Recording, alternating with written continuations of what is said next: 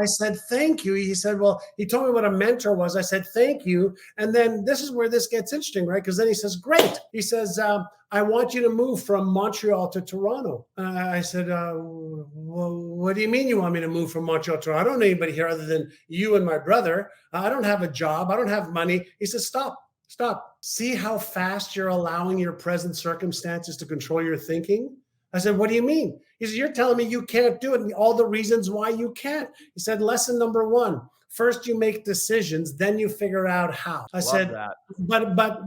but I don't have any money. I don't have a job here. I'm making $1.65. He says, stop. There you go again. First rule, make decisions first, then you figure out the how. I said, fine. I was frustrated. I said, fine. I'll move to Toronto.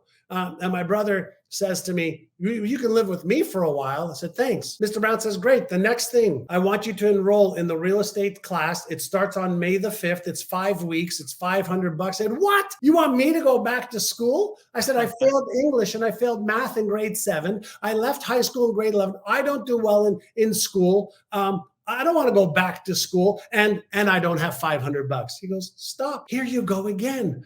Look how conditioned you are to finding the problem. I'm telling you what I need you to do in order to achieve this goals and this dream that you just had. And you're giving me stories and reasons and excuses. And guess what?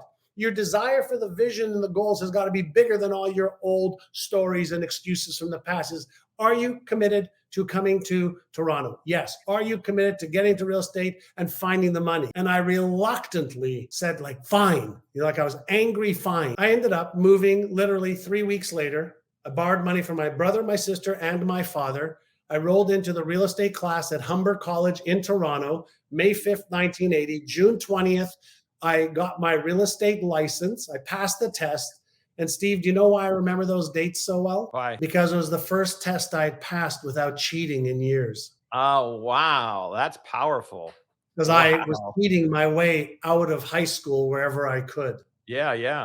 And it well, was talk about elevating your consciousness to be able to do that. And because you were committed, you were not interested, you were committed. And wow, you just upped your game in that moment. What a great self-esteem boost as well, I would imagine.